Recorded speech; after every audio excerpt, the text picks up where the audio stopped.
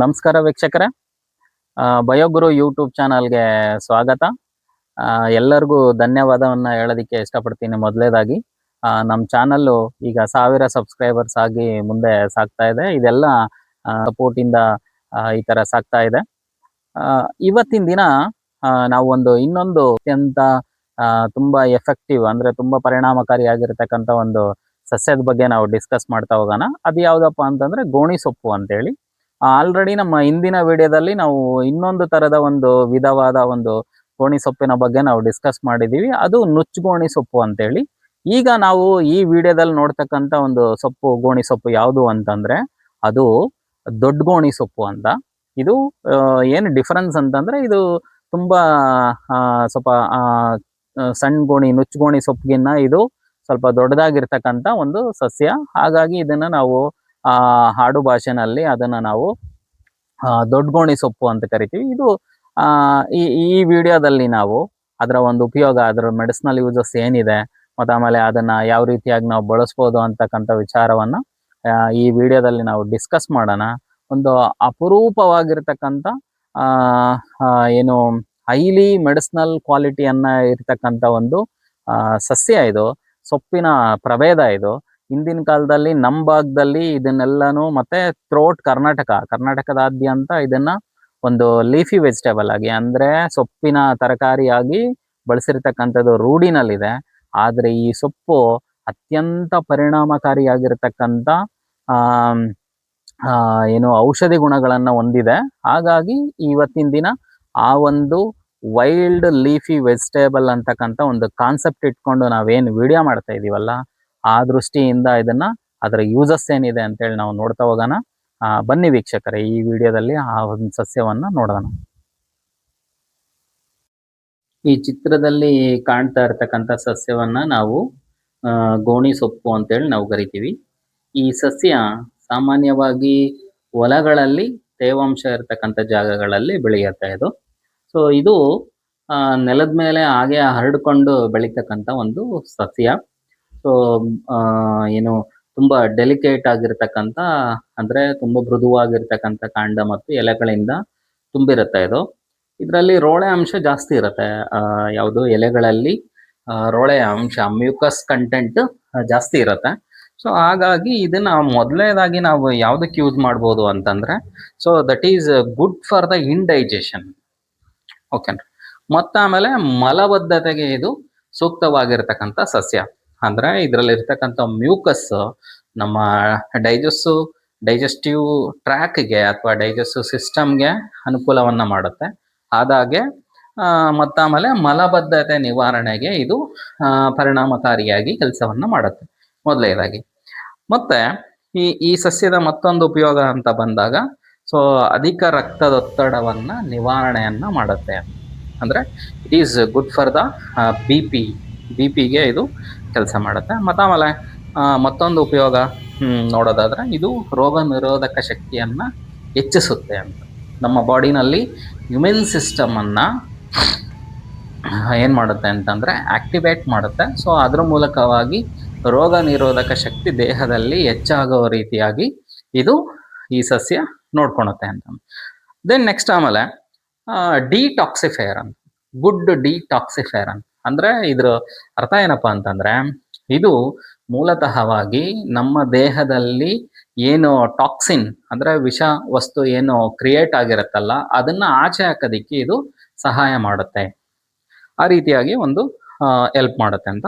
Then next ಆಮೇಲೆ ಇದರಲ್ಲಿ ಅತಿ ಹೆಚ್ಚಿನದಾಗಿ vitamin A, vitamin B, vitamin C ಮತ್ತು ವಿಟಮಿನ್ ಇ ಅಂತಕ್ಕಂಥ ಎಲ್ಲ ವಿಟಮಿನ್ಸ್ಗಳು ಇದರಲ್ಲಿ ಪ್ರೆಸೆಂಟ್ ಇರೋದ್ರಿಂದ ಇದು ನಮಗೆ ಒಳ್ಳೆ ಪೌಷ್ಟಿಕ ಆಹಾರವಾಗಿ ನಮಗೆ ಸಿಕ್ಕತ್ತೆ.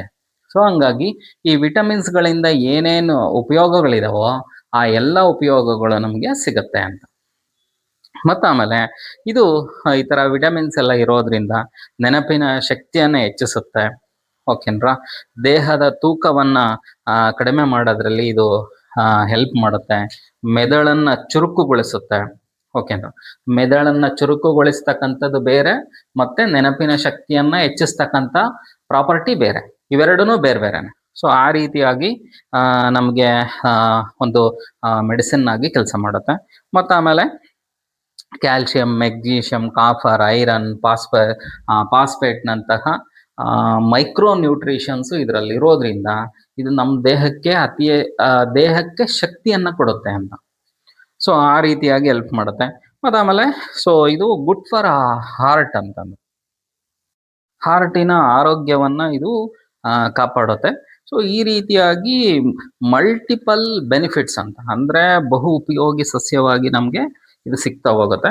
ಮತ್ತು ಆಮೇಲೆ ಇನ್ನೊಂದೇನಪ್ಪ ಅಂದರೆ ಸ್ಕಿನ್ ಡಿಸೀಸ್ಗಳಿಗೆ, ಮತ್ತು ಆಮೇಲೆ ಅಂದರೆ ಸ್ಕಿನ್ ಡಿಸೀಸ್ ಅನ್ನೋದಕ್ಕಿಂತ ಸ್ಕಿನ್ನಿನ ಆರೋಗ್ಯಕ್ಕೆ, ಅಂದರೆ ಚರ್ಮದ ಆರೋಗ್ಯಕ್ಕೆ, ಮತ್ತು ಆಮೇಲೆ ಬ್ರೈನ್ ಸೆಲ್ಸ್ಗಳ ಆರೋಗ್ಯಕ್ಕೆ ಇದು ಸಹಾಯ ಮಾಡುತ್ತೆ. ಮತ್ತು ಆಮೇಲೆ ನಮ್ಮ ದೇಹದ ಇನ್ಫ್ಲಮೇಷನ್, ಅಂದರೆ ಊತ ಅಥವಾ ಒಳಗಡೆ ಆಗಿರ್ತಕ್ಕಂಥ ಇನ್ಫೆಕ್ಷನ್ಸ್ ಏನಿದೆಯಲ್ಲ ಅದಕ್ಕೆ ಪರಿಣಾಮಕಾರಿಯಾಗಿ ಇದು ಕೆಲಸವನ್ನು ಮಾಡುತ್ತೆ.